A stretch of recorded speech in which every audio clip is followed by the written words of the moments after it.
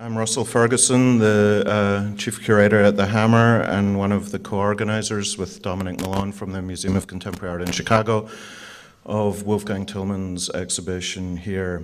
It's my pleasure to introduce today's event, which is a conversation between Wolfgang Tillmans and Mark Wigley.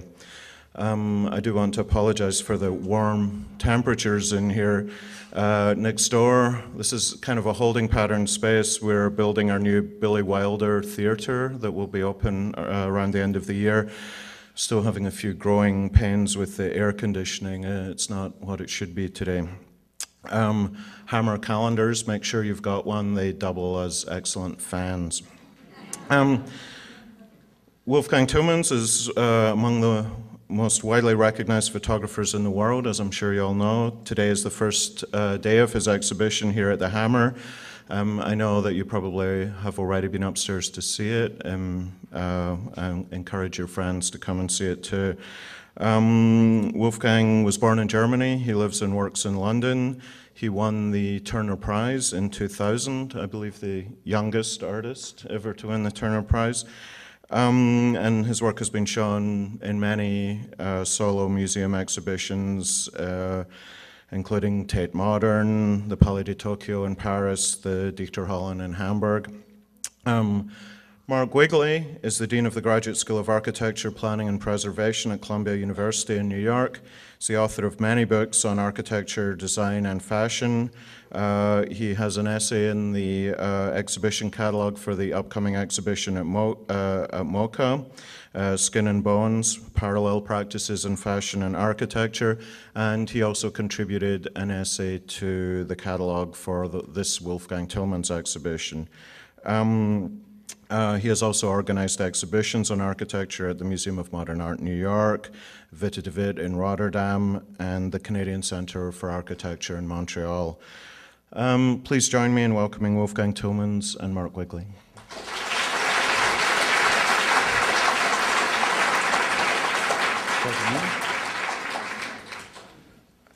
We don't have a plan, so you've made a mistake coming here. But maybe to explain, we coincide many times in an art school in Frankfurt, so we get a chance to talk. And I suppose this is just to, let's say, continue the conversation that we have, officially representing the teams of photography and architecture. But as I say, that it's hard to, as it were, continue a conversation in public now without insulting the audience, because we are assuming what we have talked about before. So it will be, I think, a strange conversation where we maybe remember some things that have been interesting for us in what were very long conversations, 2-3 hours, in here, like edited for Hollywood, and then added. But I suppose that was the first thing. I mean, for me, it is a little bit embarrassing that now we speak in public, and we risk then that private conversation. But is that I suppose it's a question. For example, on the architects team, you have to explain your work. And to be trained to be an architect, maybe even the only thing you are trained to do as an architect is explain your work. And architecture is meant to be this thing that can be explained, should be explained, and to be not even a successful architect, to be any kind of architect, you must talk and talk in public. But photography, what's that about? I mean, are you comfortable here in this room before the air conditioning and all that? I think there are different assumptions or different approaches to this, and that's maybe something specific to LA. I found that, for example, the artists in LA are all trained very much in talking about their work, and that's maybe something going in general for America. And whereas in Europe, also excluding England, for example, in Germany at Städelschule, there's not so much this expectation that an artist can instantly deliver the theory to his work. And I find that also problematic sometimes, because in the end, without wanting to mystify art, I do believe that a lot of what makes art work is the things that you can't talk about. And I find that in my work I try to deal with the things that I try to visually deal with the things that I can't talk about or that I talk about better visually. That does not mean then that I don't speak about other stuff. So language is super important, but I don't think there is a absolute congruence of what one can talk about and do visually. Right, but you are extremely precise about your work. It seems to me, like let's say like an architect would like to be. They're not always, so clear. Yes. There's very rarely a moment, let's say, there's very rarely an aspect of your work, it seems to me, that you don't have, you have not already been thinking about and can discuss openly, not dogmatically, but it's true, no? Yes, there is, I guess there comes from a strong sense of observation that I have, that I try to,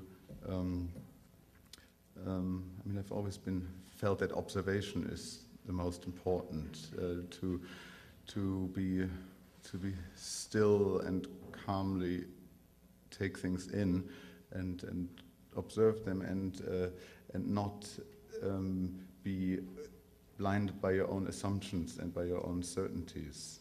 And the great thing about photography is that observation, or that you can turn this moment of openness into a work in an instant.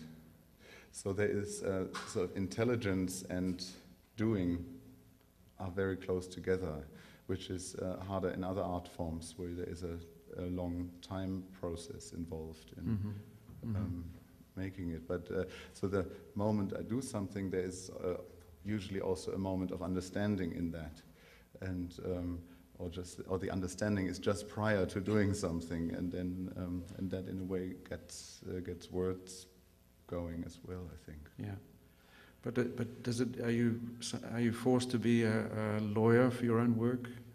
Making the case, defending your client, this other person, this photographer. Well, that's another thing then, because that then, of course, there are. For example, that's considered. Certain talking is good, but then other talking is considered very uncool. Like you're not, like artists are not supposed to answer back, for example, when there's been a bad review or when there's been some plain out wrong things being said. You're supposed to not say something because it's just uncool to do that. And that is sometimes hard. You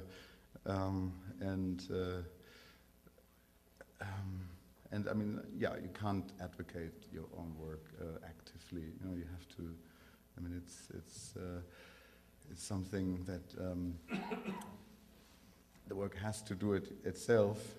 But at the same time, I think contextualizing your work is essential, because the moment you are outgrowing the first years of intuitive creativity in a way, things just happen to you because, and then you think about it. But once you are in the public realm, you have to contextualize your work, and you can do that with speaking or with writing or with not speaking or not writing.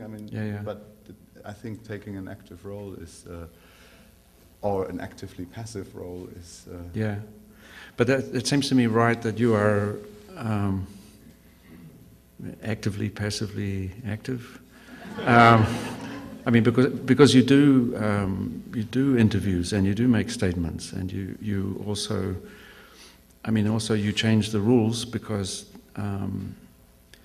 for example, if you lay out the exhibition, then what's going to be discussed in public is no longer simply the isolated photograph, independent from the photographer or the critic. It's already something bigger. At least you have to make the criticism at the level of the whole experience, over which you are, let's say, the architect.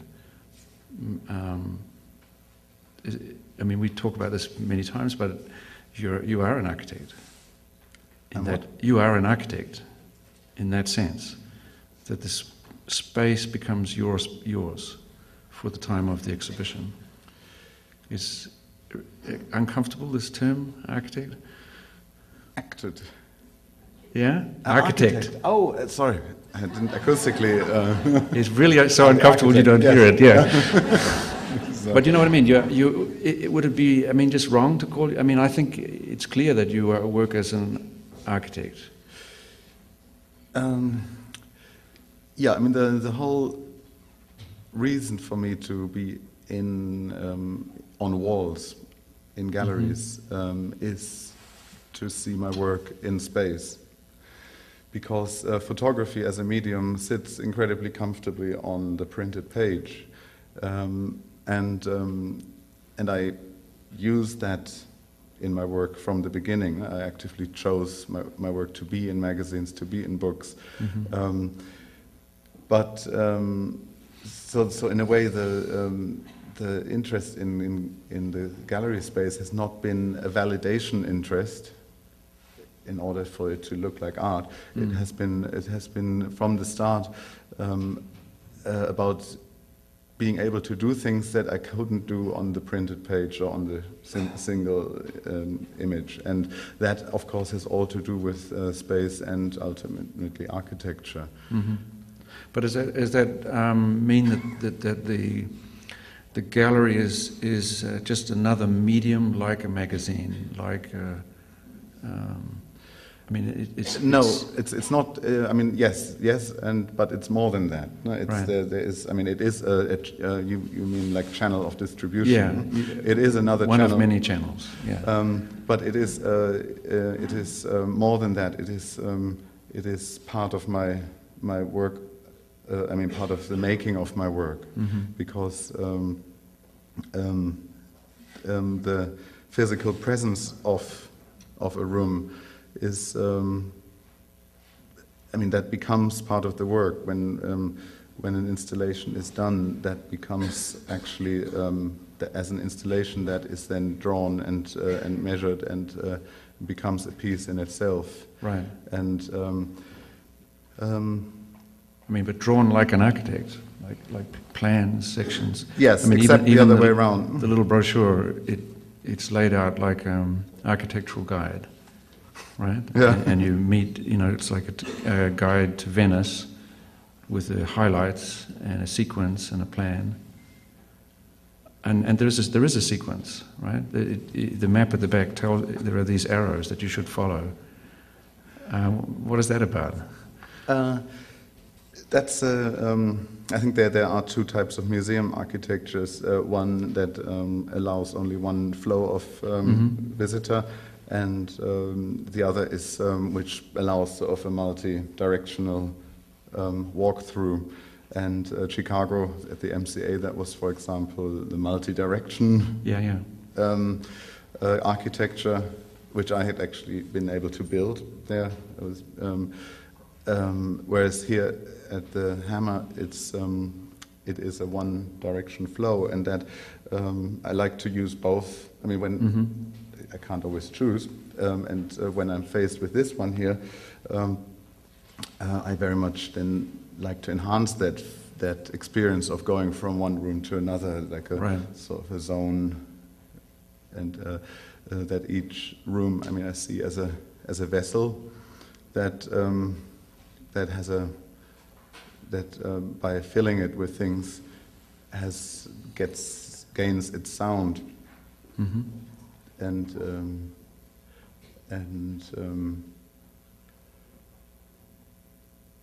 so that is architectural in the floor plan, right? But also in the dressing of the walls. Yeah.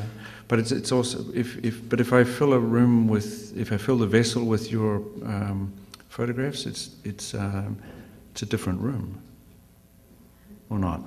Yes, it's changed. Like, in other words, when you make a decision of which photograph to put where, are you also kind of changing the room, kind of actively changing it, not just as it were, filling it? I guess that is part of the challenge and part of the pleasure of the process, is claiming the room, claiming the walls, which I find. I mean, I've been fortunate to be in a lot of spaces where the architect takes a backseat visually, but there, I mean, as we all know, museums where the architect made sure that he or she is the biggest artist in the space. Really?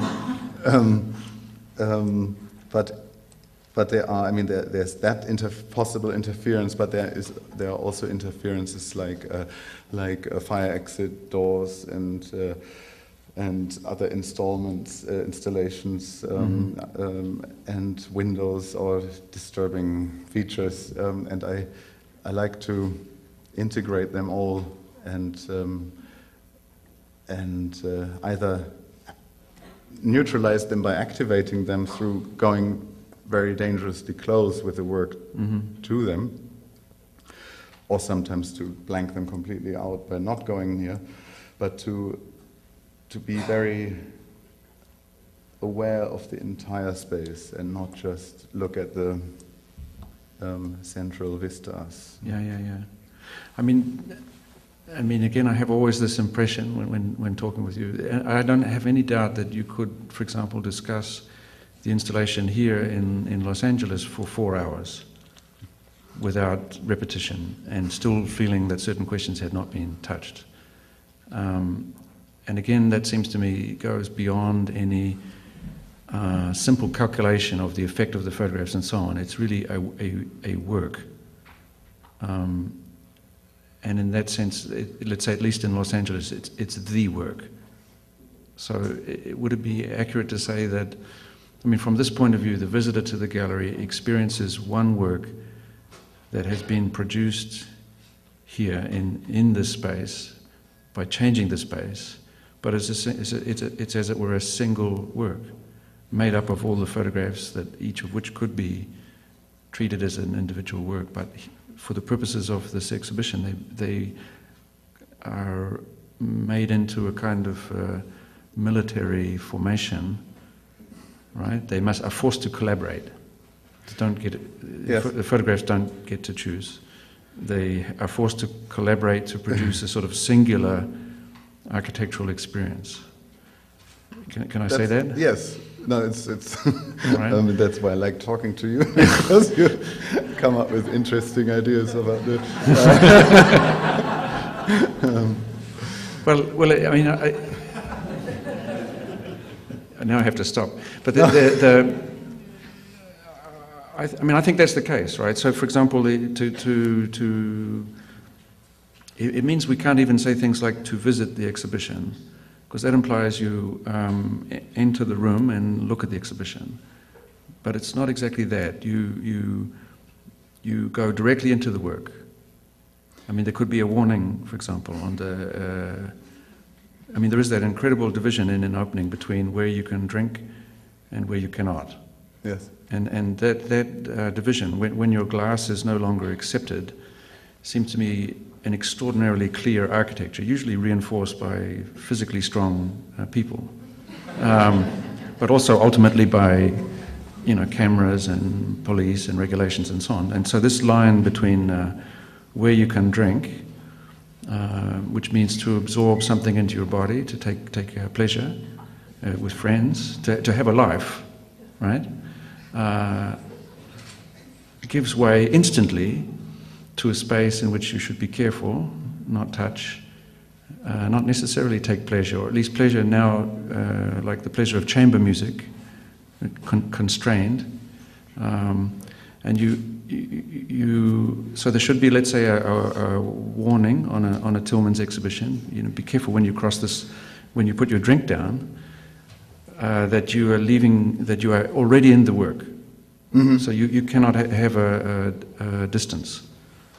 Is it still okay to say this? Yes, I mean, I guess in this show I probably underlined that very much with this first room with the for the Victims of Organized Religions piece. Yes. The black in black photographs, where there is, I mean, they actively fill the entire space, and I mean, as you move in there, you are so conscious of your own movement, as you are in this matrix and the reflection, but it also works as a sort of point zero, as a I mean, shutting out all outside, so it's kind of enhancing that. And making a sort of bringing the awareness to this sheet of paper that you're dealing with from here on. Not from here on. All that is happening on this paper. Right. On these walls. 300 pieces of paper. More or less. I haven't counted. Have we got a count? It depends how you count the tables. Oh, it depends on how we count the tables. 300 to 400 individual pieces of paper, yeah. Is the same 300 to 400 pieces of paper that were in Chicago, or it's a different set? It is, it's a different set. There's about 25% new imagery, new pictures, and I would say about, since we're talking about pieces of paper, it's probably more like the half, more than half is different, right, because the same image reappears in a different size. Right. So there's actually probably a minority that is the same. And since I consider each photograph in a different size its own piece, it is actually changed quite dramatically. So that's another way in which to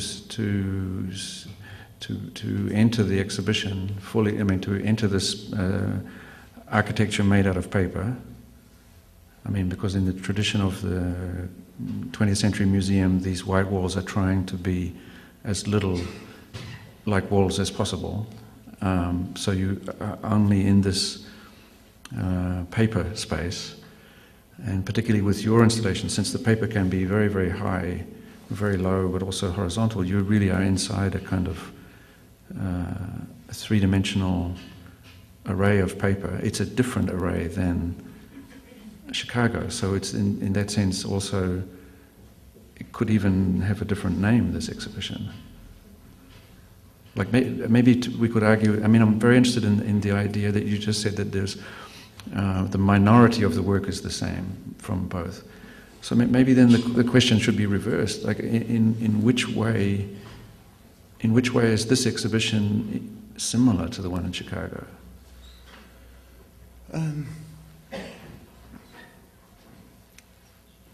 In terms of image information? In any way?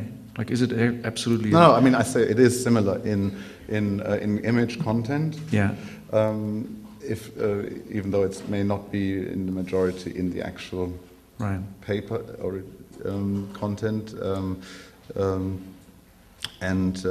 but of course, what is running through all my exhibitions is hopefully a similar mindset. Yeah. That connects them, and this, and I think, I mean, they are connected. They are, they have the same spirit, even though, you know, the difference has been much talked about in the last few days. They are coming from the same mindset. There is the tables installation, which takes an important role. There are the newer abstract pieces and the black and white photocopy empire pieces, which were sort of an element from the PS1 exhibition earlier this year. There is the grid pieces like Concord, the chemistry squares. I mean, one could almost argue, if I now list this, it's interesting that in a way they actually had pretty much the same ingredients, but they look very different. Yeah. So it's actually not so much the ingredients; it is the sequencing and and the architecture. And the architecture, and the choice yours of yours and the building. I mean, yes. Chicago's and Hammer. Because I stripped things down much more here. I mean, I know this will sound stupid.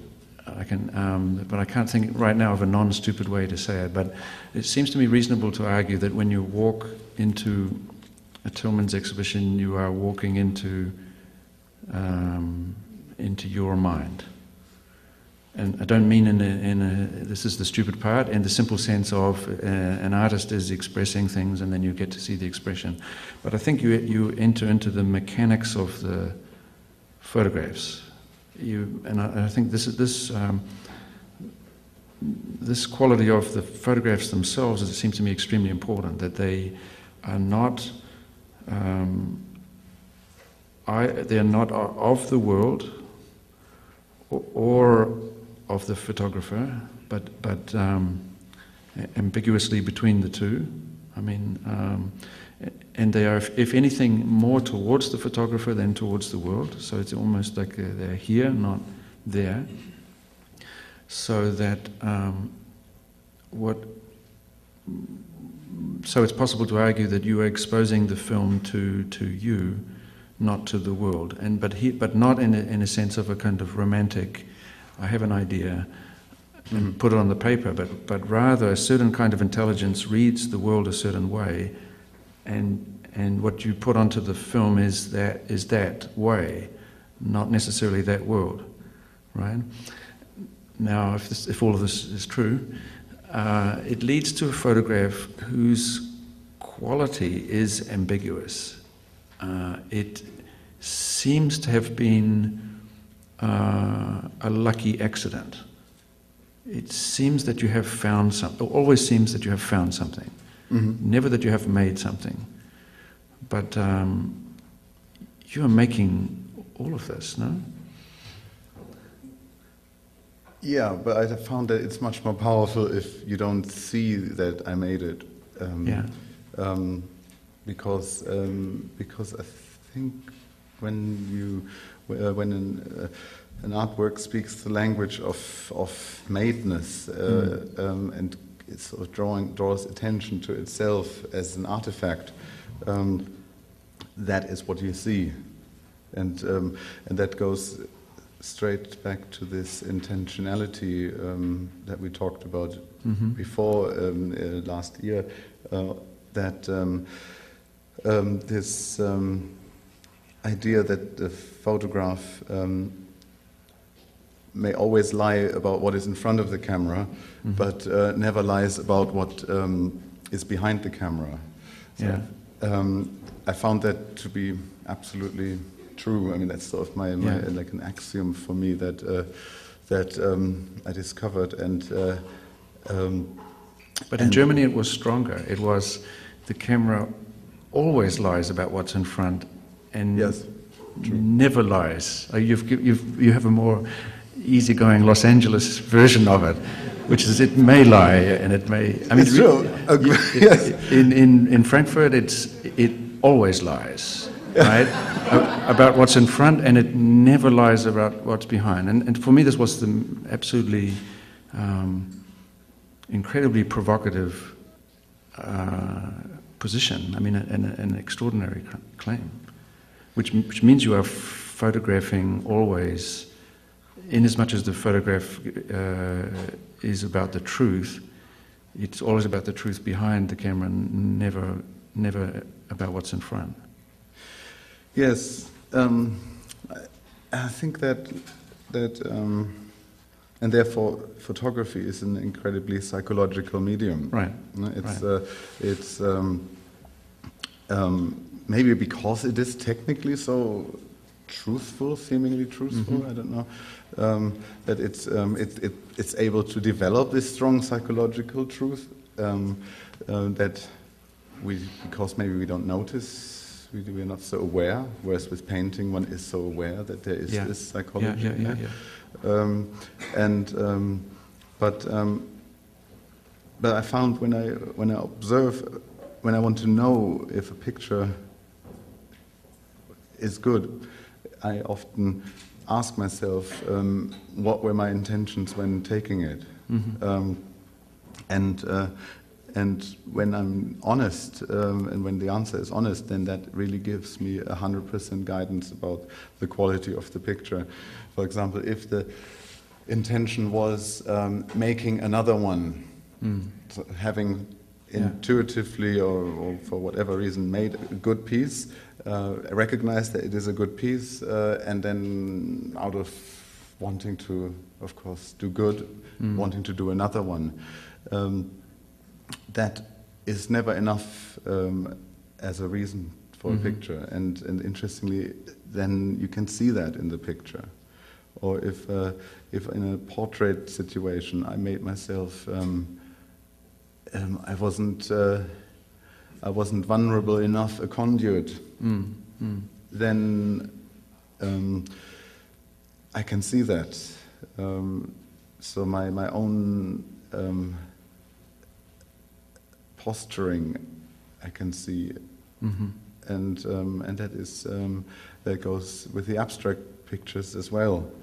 I can analyze them via questioning my intentions and at the time, and I find that works with that photography tells that also about other. I mean, I can see that in other photographs, like say like an advertising photograph.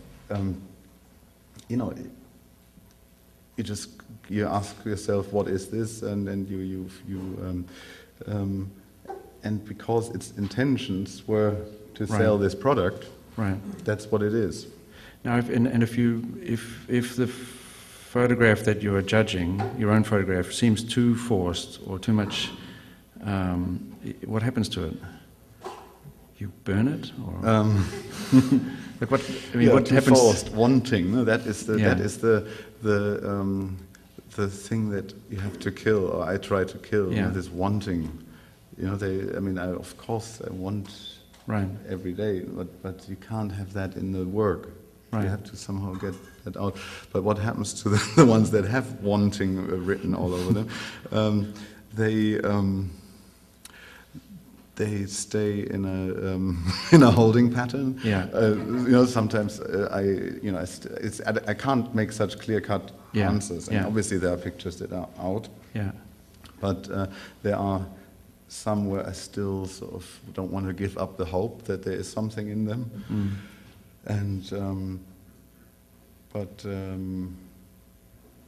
I might test them in this or other ways, but they don't. It's pretty clear what is a work and what isn't. See, my fantasy would be that those images that are not simply in and not simply out could be exhibited, and you could credit those to a different photographer. You could invent a name for this photographer, and it would be really a successful artist, this person. I mean, I think it would be very successful, and it will be not difficult for the critics to understand what made the photographs good, and not difficult for the gallerists to explain, why they should sell and all of this sort of thing, and would be very successful, but it would not be Tillmans.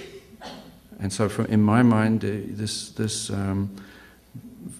editing of the work, precisely when it goes in, the reverse is true, that the work is much more difficult for the critics, because precisely what gets it in is its kind of that these images escape more or less traditional form, many different forms of writing about photography and about art, and so, for example, this sense that all the images have that you have found these things, that you have just been really lucky.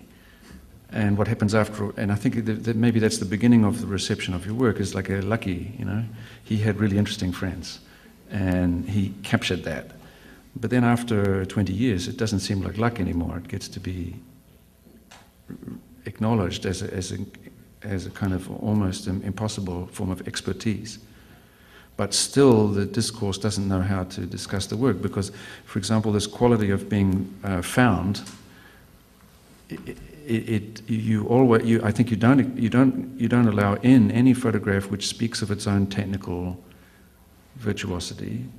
You don't allow any photograph in that has a kind of gloss or a kind of perfection to it. It's always some kind of imperfection, and also always a feeling of accident, even though you have actually staged quite precisely what appears to be an accident. And in that sense, I think that you, in keeping in only those photographs, you, by so doing, invite the visitor into that strange decision. So they are also not exactly comfortable. They cannot say, I'm now in a photography exhibition and here's why it is wonderful. They nevertheless confront images which are incredibly beautiful. So and the problem is you have put down your wine glass, so you're not meant to be. It's not meant to be that much pleasure. You're meant to walk into the serious work of the exhibition, but what you're experiencing is extraordinary beauty. It seems to me, image after image after image, but it's a beauty that cannot be so easily explained. So you have to actually, each viewer is forced to embrace certain images. And I notice in the exhibition, people, I and myself also, out of the 300, 400s, 3, 4, 5 become claimed, almost like shopping. Yeah. And that's actually what I all I aim for. Yeah. And that's that point of contact, of 100% contact. If that happens with 3 pictures per person, that's the ideal scenario. Because anything more would be sort of unnaturally lucky. Yeah, yeah. For the viewer. Yeah, yeah.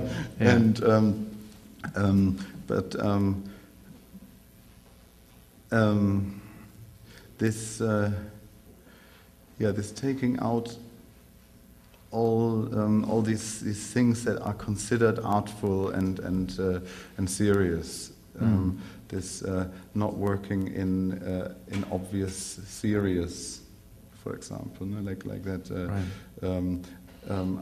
I mean, I got, even though I can't complain about success, I got into more trouble for doing the choices that I did, by not working in serious, which is considered much more serious,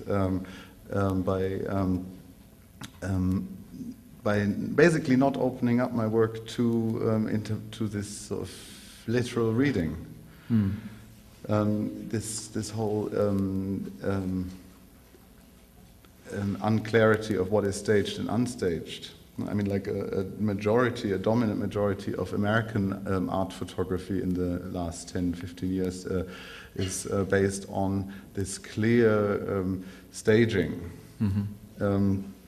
which I find totally uninteresting because it comes back to this intention. It's all only talking about my desire to stage, my desire to control, and this you not knowing, not like letting the viewer control or not giving them direction so literally. Because I give direction, I think I speak quite clearly in one way. Yeah, I mean, it seems to me you are absolutely a control freak. But the nature of the control is different. I mean, so each and every image is extraordinarily controlled, it seems to me. But control itself is not an interesting rhetoric. Celebrated. Yeah. On the opposite. I mean, it is used to take itself away, which then leaves people with images that they can not only love, right, but dismiss, throw away. Because this is not, there can be the reaction, this is not a serious photograph. Because it's trying even not to be a photograph. It's trying to be But then the same ease with which you allow people to throw an image away is the same ease with which they can fall in love with one. So I think it's control, and even, let's say, spatial control, because you must go through the sequence of rooms. Like that first room you just described as like entering a submarine, where you get it's in like an airlock where you get transformed, and you enter into the main galleries after being kind of cleaned by this first experience for the others. So it's very controlling in that sense. But there is also kind of a liberation. And this is also going to sound bad, but I've often used this word with your images, and you never were comfortable with it, but of promiscuity. And I never understood why it was a bad word for you.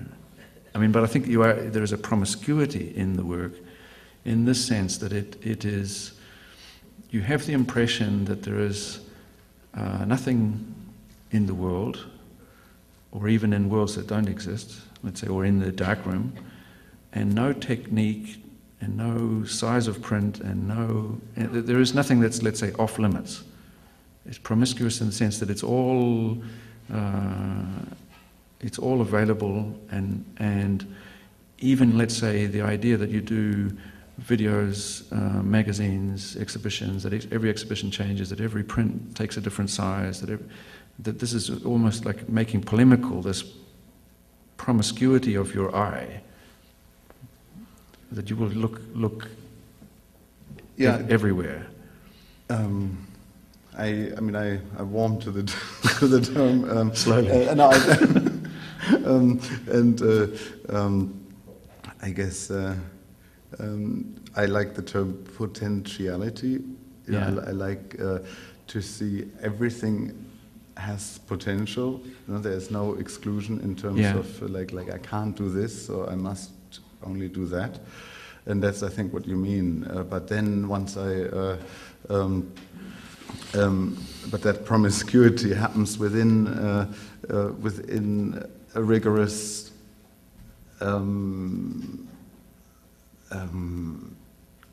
grid of criteria.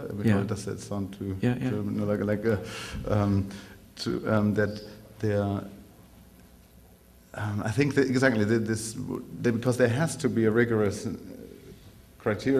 net of criteria in order for this not to be random. And for example, I mean, talking about the varying print sizes, it's like I have a total consistency in the last 15 years of my print sizes. There is actually only a very specific few number of sizes, and that allows me, in a way, there is a matrix in which I can then do anything. Yeah. So, for example, the 12 by 16 and the 20 by 24 inch print has not changed from day one, and but then within that sheet of paper, every picture gets its own treatment again. Right. And then within the wall, they can be anywhere, but they are underlying systems. Right.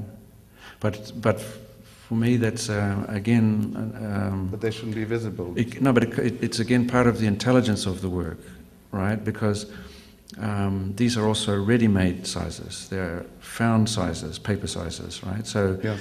So both the subject matter and the medium of presentation is treated as just, I just found this. I mean, that's the size that paper comes. So there is a kind of intellectual consistency always that it's just found, it's just what's there. Going back to the very first Canon copier machine that you just take advantage of. So it's like you take advantage of you take advantage of the as if there's no decision. It's just there. And because there's so much. I think that's maybe I just feel like saying that there is so much to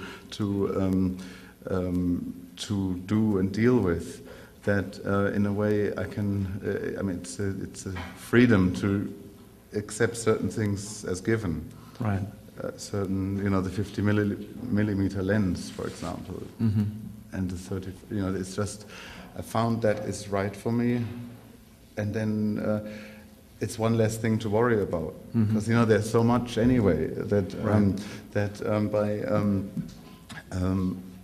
making, like, losing myself in too many variables would and anyway, what's that size is there and it's right. Yeah. Can I just want to apologize for, I didn't want to make this sweeping comment about American art photography the last, I don't know, it's just really you know it instantly, oh no, this was too wrong. There are, of course, people that are and it's, but I guess people know what you But it's in this sense that I think that the seemingly stupid argument that to claim that to walk into the exhibition is to walk into your mind, it's in this sense true. You see that what you enter is the kind of effect of this relentless editing, right? So I don't mean that you necessarily walk into this exhibition with any knowledge about Wolfgang Tillmans, the person, but you give an extraordinary amount of knowledge about, let's say, this image of Tillman, the photographer, because you are in a way forced as a visitor to take the same position. You have, for example, if I stand in a room with all these images in different, I'm forced to become the editor, right? I'm surrounded. It becomes a world, right? So even let's say it's a world, it's a kind of encyclopedia. I mean, once you put together the Concord and the club scenes and the newspapers, once you start adding it up, it seems to be in a lot of the world is there, right? So then to enter is to be sort of literally put in the position of the photographer, and because the images have this carefully controlled sense of accident, of having just been found, it's easy to assume that position because you just need to open your eyes, right? And I'm interested in that. Is it possible to suggest that your work has that kind of ambition, right? Just to open people's eyes a little bit and move them a bit. Yes, which is of course a terrible thing, uncool thing to say. No, I want to open people's eyes. No, that would be a terrible claim. Because in that moment you're already locked. No? If you believe you actively do that in every act, then you are not.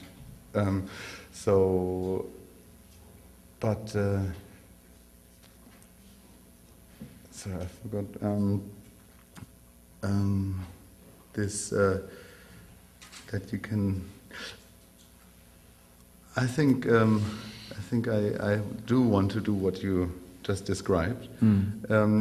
Offer a low entry threshold for people to access the work, and for people not to look for what I want to tell them, but to compare this or to somehow find resonance in their own life and in their own visual experience, and that can happen inside the gallery with a comparison to their retrospect, or hopefully maybe after leaving the gallery it becomes sort of that they see things differently.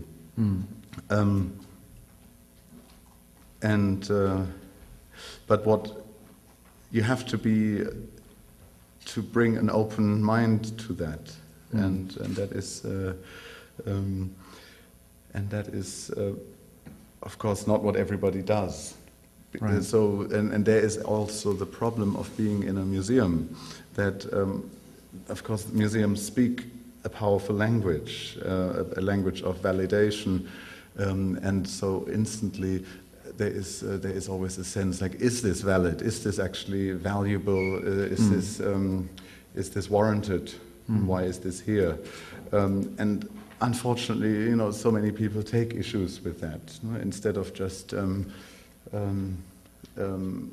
saying this is for me or this is not for me, everybody, including my mother, knows exactly what art should be, and this is not art, and this is bad art, and so that there's always this feeling should this be here? Is this right? I think one should leave that out. One should. I mean, I don't mean to be totally uncritical, no, but you can get most from this when you leave this. No. Yeah, but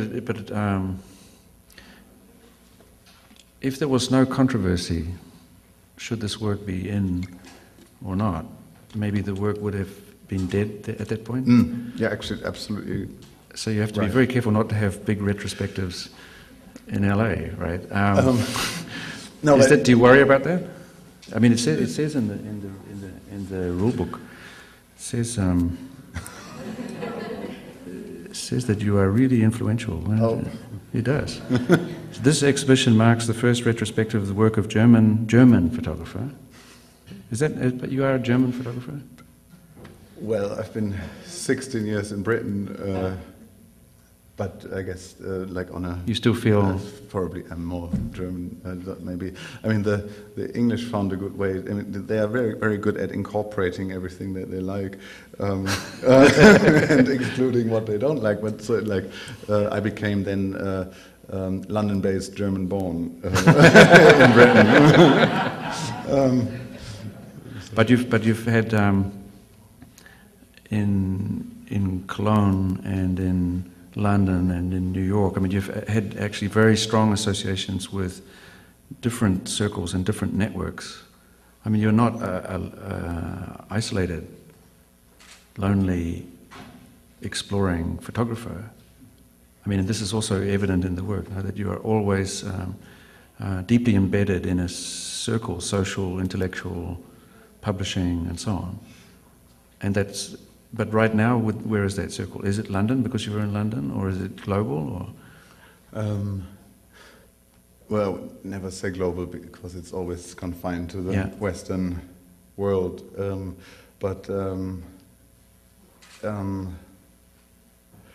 I guess it's between London and Germany, right? And Germany always more as a sort of larger federal entity rather than just one city. You know? There's like Cologne, Frankfurt, Berlin, which play individual roles in my involvement. But London really is where my base is. Right. So for a moment, still German photographer in London, Wolfgang Tillmans, now in the United States. One of the most important and distinctive artists to emerge in the 1990s. Do you have any sense of in which way you are important? Like, you must feel the influence of your work. I mean, it's a fact, you've been very influential, but as the person producing the work, do you feel the influence? I mean, sometimes you look at a magazine or something and I say to myself, this is somebody that grew up on Tillmans. Is that good for you, or annoying, or flattering, or? I mean, it's a fact that I can't change. No? So I mean, but it creates instantly a new framework for what I am doing. Right. So everything I do is never disconnected from everything else. So that's what I meant also with creating a context for yourself in the beginning. I think you can't believe in your own creation as a fixed achievement that you have the right to forever. Right. It somehow has to. It becomes public property, and I hope that it's not forgotten where some things come from. I mean, I'm a very, very strong. I mean, I love chronology. I'm always looking exactly like where do things come from, where do they start, where do I'm really. See, that's the control freak again, right? You are really watching, thinking, always thinking. Seems to me. And for example, none of your earliest works is ever left behind. Everything is always growing, gets added in. But for example, and maybe some of the earlier work, after a while, it was able to be repeated by other people. But because those repetitions never happen within this big collection of yours, they have a different meaning anyway. But some of the later ones, these darkroom abstracts, for example, so-called abstracts, they are not really repeatable, even by you. Is that accurate? Yes, and but they are also the lens-based earlier pictures are not repeatable, and also I think all my work is not repeatable. That's why I feel also quite comfortable that when I see something that looks like my work, it almost in 100% of the cases only looks like my work, but it is not my work. Right. And that's why I'm happy. Right. That there's no problem. No, it's right. It's different. If different people have different have similar feelings and see the world in a similar light. I think that's actually really good, because there is. We are still the minority, the vast minority, and so that is not the problem in a way, because it doesn't. I really believe that because of this photography's absolute truth about the intentions going into something, I believe that a photograph cannot be copied, and therefore the abstract pictures are exactly have the same status as the lens-based photographs. And it's polemical. If there's a blurring of the line between abstract and representation, that helps to destabilize the critics again. Yes. Also that play of perceived reality, of the photographs always get approached with the W questions, like when, where, what, who, as if that tells you really something about why you're looking at this picture. Right. And I sort of take that, and that seems to be a default setting of the human looking at a photograph, and take this default setting and put the abstract photographs in front of, and then the same mindset works, and so you project reality into these pictures, and that's where they, connect back to the lens-based pictures. My impression is that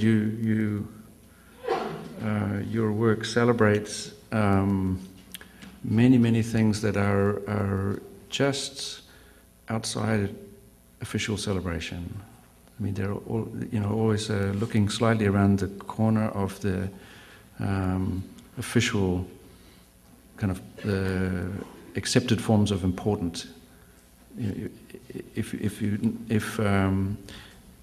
this line between the cocktail glass and the exhibition, at one level and from a technical point of view, is also a line between kind of officially important and unimportant. But then when you go into your exhibition, you are there is always a relentless politics to the exhibition. I would say in at least two ways. One, I think, probably the most important, is this changing of the eye, this invitation to the visitor to see differently, which is a kind of a political, seems to me absolutely political statement or position, but also literal politics. You are lecturing to some extent, no? In the middle room where there's the truth center. I noticed last night everybody was suddenly became like a student and studied. Maybe because there was many words there, and maybe you could imagine these were the words of the photographer, and even some statements there may be written by the hand of the photographer. But there is a very, very serious statement made politically about truth. Is it possible, would it be an exaggeration to say that each and every one of your photographs, that is to say those photographs that are not edited out, the ones that remain in, that they are all about truth? Yes, and that's what I try to convey in the work, and, and this sort of acceptance of how things are, and finding this finding sort of peace within what I can influence and control, and what I can't. What is a given. That negotiation, I think that's where actually the key to happiness lies, and that's the hardest work. But it's of course so incredibly easy in those moments when you have that realization. I mean, if a famous person is treated exactly the same as a chair that fell over in a restaurant, which is what happens in the space. Seems to me that also there is a clear politics to that. But I couldn't imagine your work without these famous people. Like it said, the rule book also says that you emerged in the 1990s. But you just started work a lot before then. So what does it mean to emerge? Like, what is it? Suddenly people say that they like you, or they commission you, or I mean, what is the? It's not exactly that you go from underground to above ground, but there is part of that, and it's also partly in the photographs, right? That you go from the clubs and the edges, and you are now there, but also in the centers. Is that what emerging means? That you are everywhere? I think emergence is a sort of romantic projection for this kind of for like writing things, because that sounds that's like this. There's excitement involved in that word. Yeah. And of course, emerging is exciting, but of course it doesn't happen. You don't emerge, or at least I didn't emerge for the sake of emerging. Right. In each individual stage of my career, I did what I did for a purpose. I wanted to say something, and I chose. I wanted to have a forum. I wanted to have places where I could speak or offer an alternative to what I saw was the dominant voice around me. So I looked for places, and so I don't feel this emergence happened to me. It's something that I've been looking for purposefully, and then fortunately it was picked up and sort of grew up grew with the time. Yeah. But wouldn't it be disappointing? It would be really. Don't you think it would be disappointing if there's no writer that says, "I'm not really sure this should be in the museum"? Like if every writer says, "What a wonderful exhibition!" No. It's so great that we can see all of this in Los Angeles. Wouldn't there be part of you worried that somehow you had emerged in this other sense of leaving behind the controversy and you had continued to slow people down so they don't really understand what's going on with the work? I mean, wouldn't it be really frightening to be, as it were, celebrated? Yes. To the. No, but that is also, I mean, my responsibility to grow with this. No? It's because it's not only you change, the whole environment, everything changes, and so there is never a clear end to your emergence, or there is never a clear end to now this is done, I mean I clearly feel that there is a lot of antagonism also against this. Against my work still, because people feel that it doesn't speak the language of importance. So it's often Right. actually people that you know, it's also from their like political background. It's not so clear like where it comes from. No? There's sometimes a sense of submission to power, and if you're not submitting to that power, then Right. Then it's not serious. But how to be an important, you know, it says there, important artist, who's important because, in this case, he doesn't speak the language of importance. I mean, you're in that, it seems to me you're very much in that incredibly interesting sort of paradox, how to avoid importance in such a canny way that you kind of become important by way of doing that, and then how not to be swallowed by the importance. Yeah, and then I need to. I take the freedom to do like the exact opposite. No? Say, for example, the first room. You know, that is speaking very much a language of importance in some way. Right. The large frameworks, they go, you know, seemingly against the fragility of the unframed and taped Right.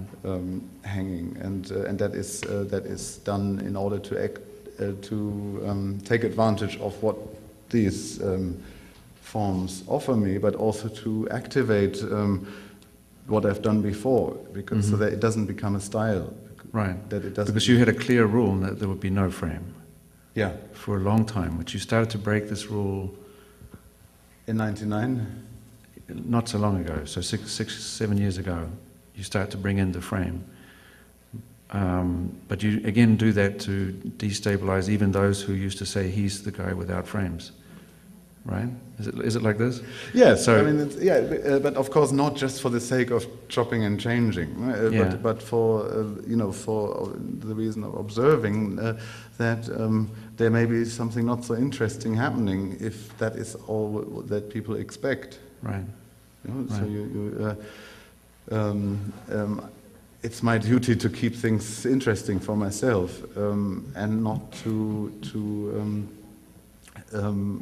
I think there is something very content-driven in the act of defying expectations, Right. because that is the very essence of my work.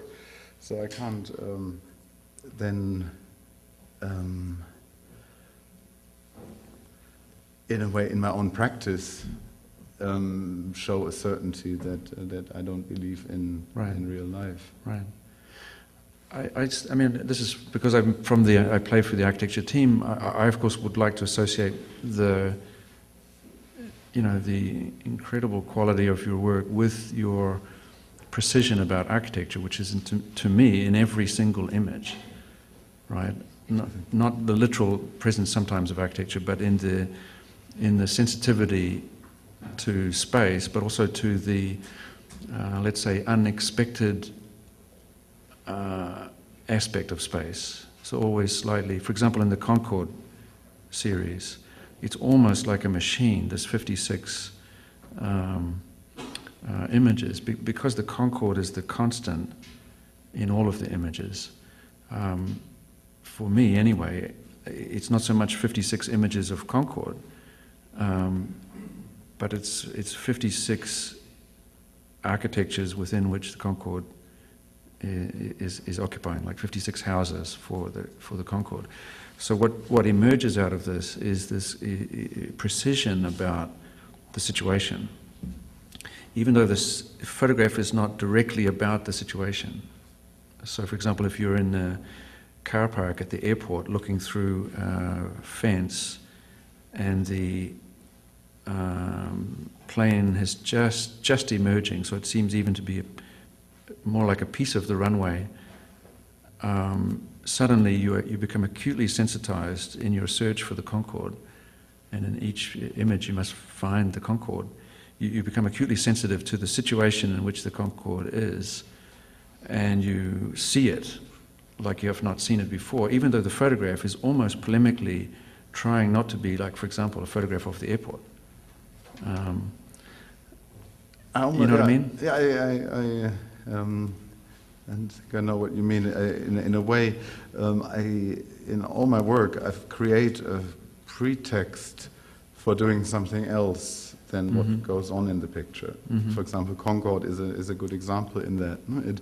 It is obviously about Concorde, but to me it has always been 56 color field pictures. Right. So for you it's architecture, which is another thing that I found an interesting point there, that the architecture that you see, how that relates to the hypermodernity of the airplane.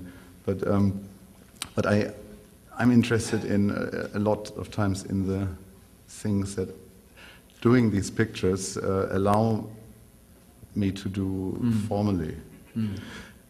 I don't know. I think we should move to questions. I think we should. Yeah, we have just time for a few short questions. We do have a couple mics. If people can raise their hand and then stand up, we'll bring the mic to you.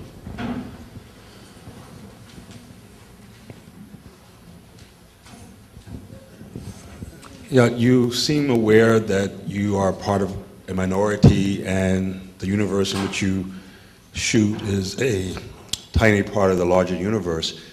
But I didn't hear that you have curiosity about the majority or the rest of the universe. You didn't hear that I have... I didn't... You're aware that you occupy a small part of the universe. So I think you said the West, and then you talked about minority and so forth. So I'm curious if you have curiosity about what you haven't shot and the rest of the universe and the majority. I mean, what I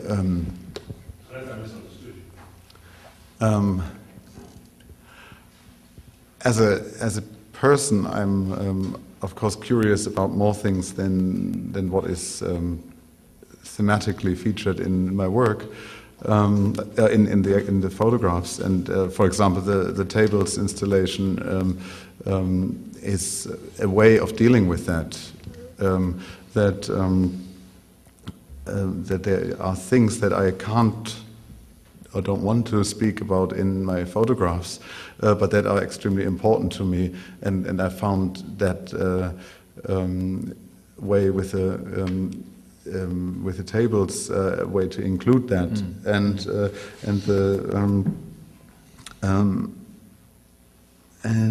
maybe in a way your question, I think I see shows that the work works in a way because it does open up the question of curiosity about the world. I mean, I think there is more. It is more inclusive than a lot of other positions where you wouldn't even think about the possibility of including of that curiosity about the world. But I mean, this, and maybe this minority-majority thing, maybe that was a misunderstanding, no? Because when I photograph astronomical, what are they called, occurrences, or when I photograph Concorde from outside the airport, in the city, I mean, those are actually very inclusive, very potentially majority experiences that anybody can do. That is actually a central aspect in my work, that I don't want to speak a language of exclusion. That it should be possible for people to see things this way, and even pictures taken from airplanes. I mean, again, they have to be seen in a Western context. They are a democratic experience in the days of low-cost airlines. So, but I am very aware that I am sitting in this first world bubble, and I mean, the work upstairs on the three tables from South Africa dealing photographs from this international HIV treatment literacy conference was a way for me to was the first chance for me to leave my environment sorry.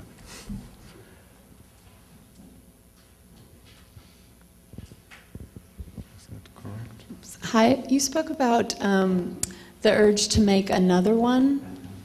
When you are examining your own intentions about making a picture and you have that urge, like, this was successful, I'm going to do it again. Do you think, I was wondering if you could talk a little bit about the seriousness of the series, and if you think that is what is at the root of that trope that's being performed over and over again, is that people want to be able to do something well again.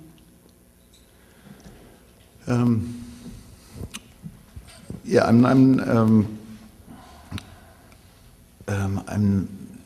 not categorically against the serious. I mean, I think the power, but I'm just too aware of the power of the serious in order to just submit to that as a young person, 70 years after modern times have sort of, I guess, established the seriousness of the serious. So I felt like I can't just do that and be another one that photographs houses and houses and houses, even though I am extremely respectful and admiring, for example, the Bechers or August Sander.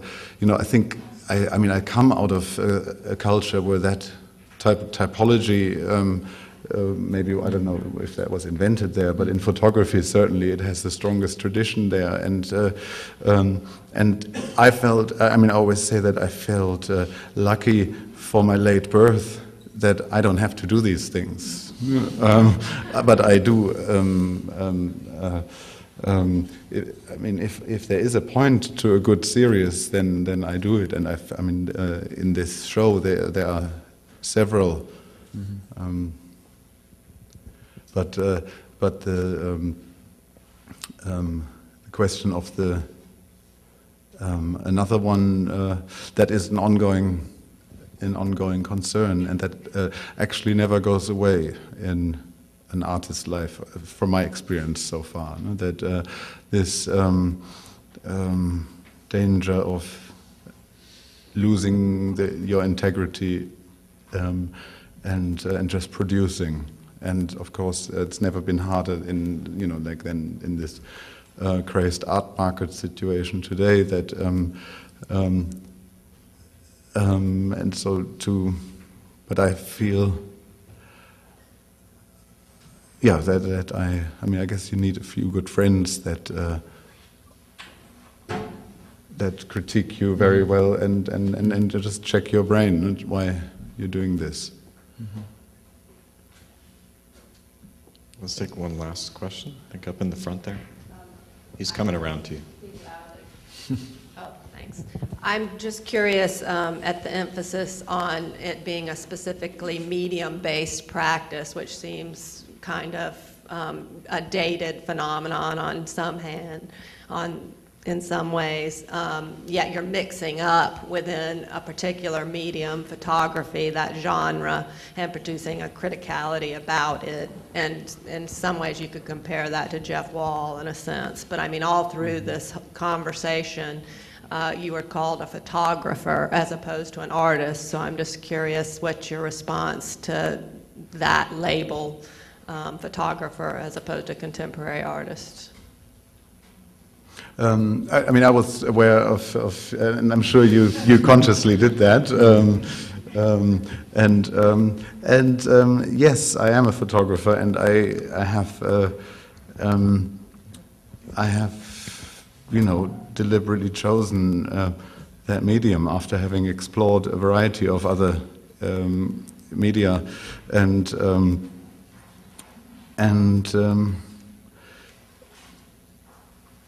but I love the medium, but of course what I'm dealing with is has nothing to do with photography as as a framework or dialogue. I mean, I really, for me, I mean, I wasn't the one in the class that had the camera, or I wasn't the one that was sort of, you know, that was challenging the concept of photography. yes, and I just find it's natural you know, like all imagery that we see is lens-based in the last 100 years, and so in order to speak about my time and in order to speak with my contemporaries, it seems kind of totally logical for me to use that medium, and or to use the power of mechanical reproduction, which I felt, and once I had overcome these hang-ups, the traditional hang-up of painting, the high art, photography, the applied art, once I realized the psychological acuteness and power of this medium, I could overcome this whole sense of inferiority that the medium has. And that is, of course, this huge problem that is still hanging around around photography, that because it is everything, from an X-ray doctor to a passport machine, they are all photographers, but not all are artists,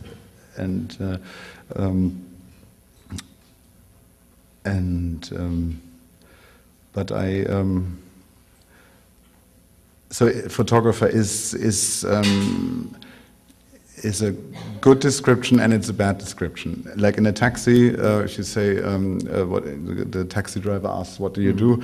And you know, I test this. I say, "I'm a photographer." They say, "Oh, you shoot girls."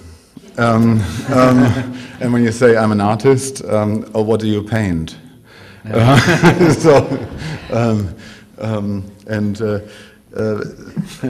know.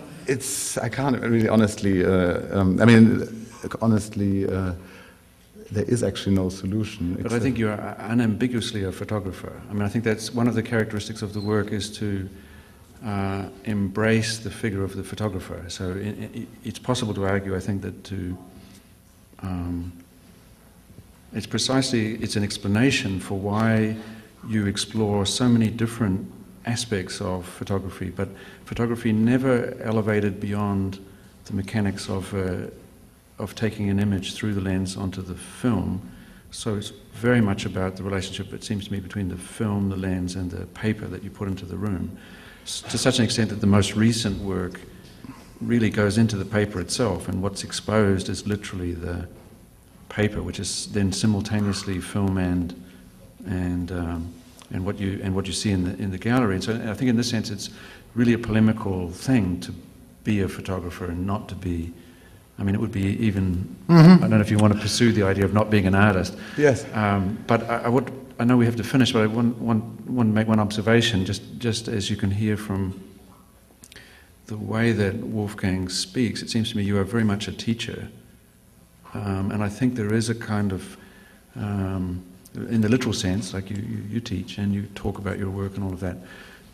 But I think the exhibitions also have a kind of teaching kind of quality, but it's a very particular kind of teacher. It's kind of a sneaky teacher that doesn't seem to be working hard at the teaching. And as a result, you find your position changed. Even you could say the exhibitions are very manipulative in the sense that they really do guide, and like a landscape, it's very much set up like a landscape, and like all landscapes have an enormous power over us. So you end up having been changed, having learnt something, and I always learn when I see your exhibitions and also when I hear you speak. So I think hopefully it was the same for everybody else in this room. We should move to somewhere where there is air conditioning. Thank you both.